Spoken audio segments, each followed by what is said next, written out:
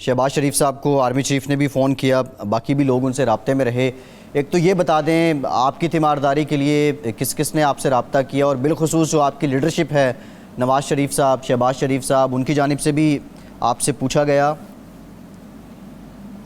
जी बिल्कुल, मैं अपने दोस्तों का भी, अपने पॉलिटिकल लीडरशिप का भी, सब जो मुल्क की लीडरशिप है उनका बहुत मशकूर हूँ कि उन्होंने फ़ोन भी किया, हाल चाल के बारे में पूछा। इससे बड़ी तकबीयत मिलती है। लेकिन अल्लाह का बड़ा करम है कि अब कोई सिम्टम नहीं है। मुझे उम्मीद है कि रीटेस्ट होगा तो उसमें नेगेटिव ही आएगा। जी अब्बासी साहब, ये जो वज़ीर आज़म कराची गए हैं और वहाँ गए तो वो इसलिए थे कि जो कोरोना के हवाले से स्टेक होल्डर्स को मिले, लेकिन वज़ीर आला सिंध से उनकी कोई, जो चीफ एग्जेक्टिव है सिंध के, को मुलाकात नहीं हुई। और वहाँ उन्होंने दो बड़ी मुतनाज़ बातें भी कह दी कि 18वीं तरमीम जो है उसमें जल्दबाजी में बड़ी गलतियाँ की गई, और NFC अवार्ड का जी के ज़रिए 60% सूबे ले गए। 65% निज़ामी साहब, ये ज़रा सुन लेते हैं वज़ीर आज़म साहब ने कहा क्या, फिर उसके बाद आके अब्बासी साहब जवाब ले लेते हैं। ये देखिए ज़रा वज़ीर आज़म पाकिस्तान ने कराची में क्या कहा। पहले तो सेंट्रलाइज सिस्टम था, सारी पावर फेडरेशन के पास थी। उसके बाद 18th अमेंडमेंट में फेडरेशन से चली गई सूबों में, लेकिन सूबों से नीचे जो जाना चाहिए था लोकल गवर्नमेंट सिस्टम, कोई वहाँ नीचे पावर नहीं गई। NFC अवार्ड जो है उसके अंदर एक एनॉमली है। जैसे ही आप पैसा फेडरल गवर्नमेंट सूबों को चला जाता है 65%, सूबों के बाद जब अपनी सिक्योरिटी को जाता है और जब डेट सर्विसिंग, कर्ज़ों की किस्तें वापस करने पे जाता है, तो शुरू ही होता है फेडरेशन 700 अरब रुपए के खसारे से। जिन्होंने भी ये शुरू किया था, जब भी 18th अमेंडमेंट, उन्होंने पूरी तरह सोचा ही नहीं कि ये कैसे, कौन सी दुनिया में किस तरह का सिस्टम चल सकता है। इसके ऊपर डिस्कशन की ज़रूरत है। जी निज़ामी साहब, अब्बासी साहब, ये आपने सुना निज़ामी साहब, वज़ीर आज़म ने ये जी अब्बासी साहब, जी अब्बासी साहब, निज़ामी साहब मैं क्या कह सकता हूँ, जिस वज़ीर आज़म को मुल्क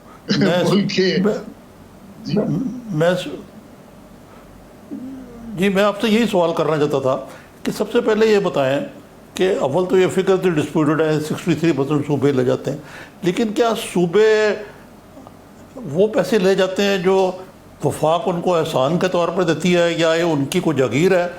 ये पैसे सूबे कमाते हैं और वफाक को देते हैं और उन्हें वापस देते हैं, नंबर एक।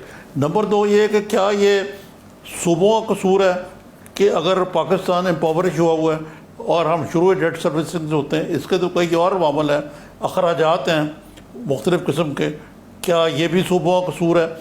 तो तीसरा ये कि ये ऐसे मौके पे उन्होंने इस दिन कहा जिस दिन के BNP ने, एंगल ने कोalition से इस बना पर अलहदगी का अख्तियार किया कि मेंगल साहब कहने लगे मुझे अंडर प्रेशर हूँ कि हमारे कोई भी जो छोटे सूबे के मुतालबात हैं वो उन पे को बातचीत ही हुई। मसलन ये कि जी NFC पे अवार्ड पे अमल होना चाहिए, कोई बातचीत नहीं है, और कोई कई मिसिंग पर्सन और इस किस्म की चीज़ें थी, कुछ तो शायद इनके बस में ना हो।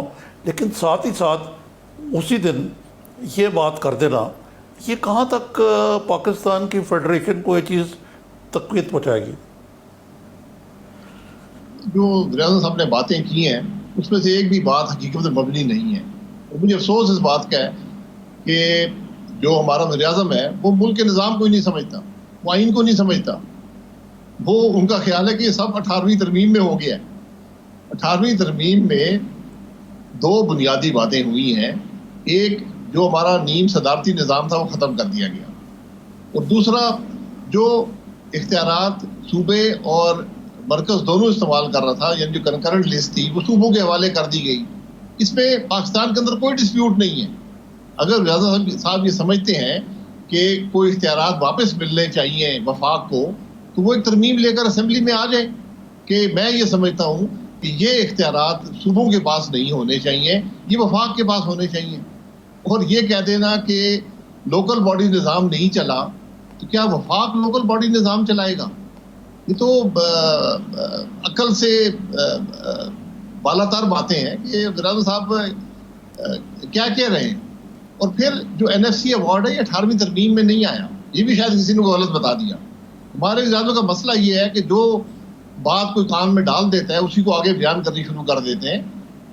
NFC अवार्ड 18वीं तरमीम से पहले भी था और उसके बाद भी है, आज भी 10वां NFC अवार्ड है।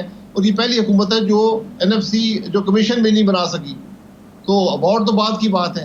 नहीं, कमीशन बन गया है बासी साहब, कमीशन बन गया है, वो नोटिफाई कर दिया था, आपकी जमात ने उसको चैलेंज किया हुआ है। जी चैलेंज हुआ है, उसके मेम्बरान 2 इस्तीफे दे गए हैं, मेम्बरान गलत लगे हुए हैं। सिंध ने 3 सफ़े का खत लिखा है कि आपने गैर आईनी कमीशन बना दी है। अभी वही उसकी बात मुकम्मल नहीं होगी, क्योंकि जब तक कंसेंसस नहीं होता NFC जो अवार्ड है वो आप नहीं दे सकते। अब वज़ीर आज़म साहब ये बता दें कि वो कितने पैसे सूबों से वापस लेना चाहते हैं, ये बता दें। क्योंकि आप ये देख लें, पिछले साल सूबों के लिए रखे गए थे 3254 अरब, उनको मिला है 2400 अरब, यानी 800 अरब आपने सूबों का वैसे ही काट लिया कि आप पैसे कमा नहीं सके और सूबों को खमियाजा भुगतना पड़ा। इस दफ़ा 2873 अरब रखा गया है और वो भी पूरा नहीं होगा, क्योंकि हर शख्स जानता है कि 1000 अरब का वहाँ पर भी कमी आएगी। तो इस दफ़ा सूबे शायद 2200 अरब में गुजारा करना पड़ेगा। और सबसे बड़ी बात यह है, सूबे 2 बड़े काम करते हैं, तालीम और सेहत, इंतज़ामी अमूर के अलावा। आप जो उनका पैसा काटेंगे वो तालीम और सेहत से जाएगा।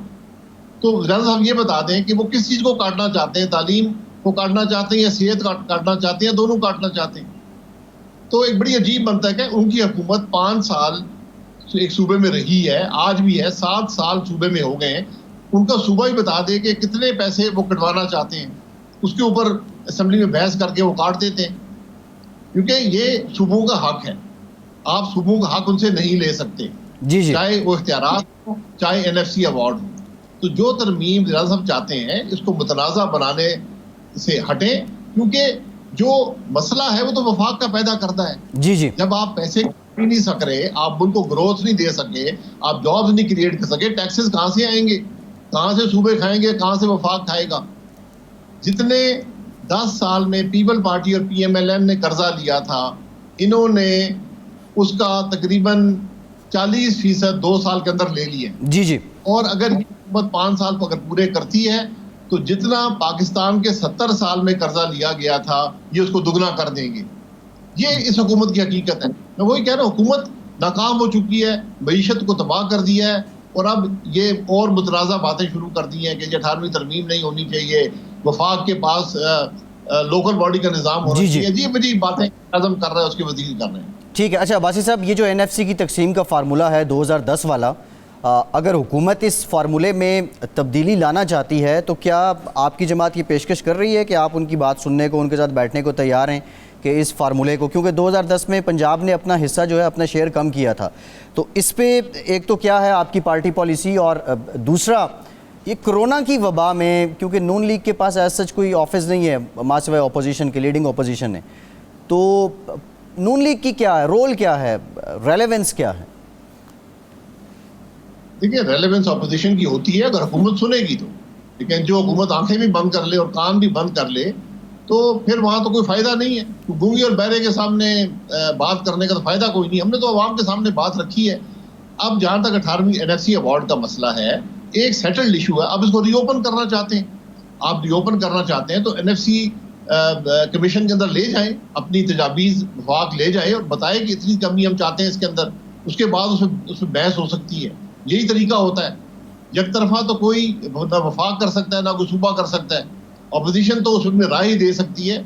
हम ये समझते हैं कि जो सूबों के पास इस वक्त है वो भी नाकाफ़ी है। ज़रूरत इस बात की है कि वफाक अपनी आमदन बढ़ाए, मुल्क को ग्रोथ दे और वहीं से सूबे भी चलेंगे और वफाक भी चलेगा।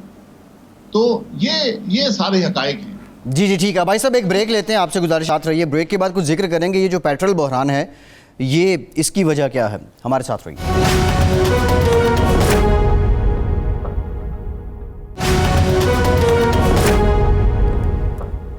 ब्रेक के बाद एक बार फिर से प्रोग्राम में आपको वेलकम करते हैं। साबिक वज़ीर-ए-आज़म शाहिद खाकान अब्बासी साहब भी हमारे साथ मौजूद हैं। भाई साहब आपकी तरफ आते हैं, लेकिन निज़ामी साहब पहले आपकी तरफ आऊँगा।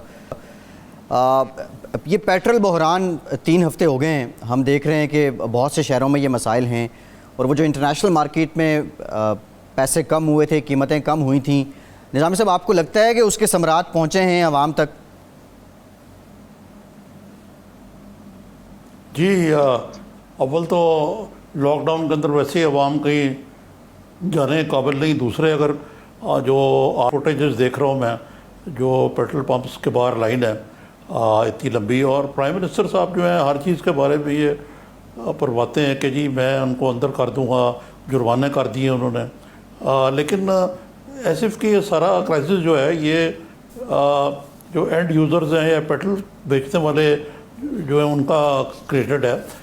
आया जो उनकी टीम में मसलन नदीम बाबर साहब और उमर अयूब साहब जैसे लोग जो बैठे हुए हैं, ये किस बात की मूली है? ये मेरा सवाल शायद खाकान अब्बासी साहब से भी है। उसमें सिर्फ मैं अब्बासी साहब ये इजाफा करूँगा कि ये पहला बहरान नहीं है। ये एक गंदम का बहरान आया, आटे का, एक चीनी का बहरान आया, और अब ये बहरान आया, और ये बिल्कुल टोटली अननेसेसरी लगता है जो है मौजूदा बहरान है। ये मिसमैनेजमेंट का फुकदान है, या को हमारे वसाइल कम हो गए हैं, या सप्लाई कम हो गई है, डिमांड बहुत ज़्यादा बढ़ गई है? ये क्या मामला है? देखिए, पेट्रोल का जो बहरान है ये 100% हुकूमत का पैदा करता है कि पहले इन्होंने 25 मार्च को एक ऐसा फैसला किया जिसकी पाकिस्तान में कोई नज़ीर नहीं है। उन्होंने कहा जी कि ना पेट्रोल इंपोर्ट होगा, ना क्रूड ऑयल इंपोर्ट होगा, और जो लोकल रिफाइनरी हैं वो लोकल तेल पे चलेंगी। अब उनको क्या ये पता नहीं था कि लोकल रिफाइनरी हमारा जो तेल पैदा होता है ख़ास तौर पर केपी के अंदर वो इस्तेमाल नहीं कर सकती, वो तेल बहुत लाइट है, ये हैवी क्रूड पे चलती हैं। तो जब ये हो गया सब कुछ, 1 महीना ये बैन बरकरार रहा। जब आप सप्लाई चेन तोड़ देते हैं किसी चीज़ की, उसको वापस लाना एक लंबा प्रोसेस होता है। उसमें दूसरी कॉम्प्लिकेशन ये होती है कि जिस वक्त आपने लॉकडाउन किया, आपने ये बैन लगाया इंपोर्ट्स का, उस वक्त कीमतें बड़ी कम थी। उसके बाद चूंकि इंपोर्ट हुई नहीं, और हमारे मुल्क के अंदर जो तेल की कीमतें हैं पेट्रोल डीजल की, वो PSO की इंपोर्ट्स पे मुश्तमिल होती हैं कि वो इंपोर्ट्स किस प्राइस की हैं। तो वो इंपोर्ट जो थी वो जो मार्च और अप्रैल में थी, उनकी कीमत बहुत कम थी, वो पुरानी खरीदा हुआ माल था। तो अब जब आपने खोला इंपोर्ट को, उस वक्त कीमत बड़ी बढ़ गई थी।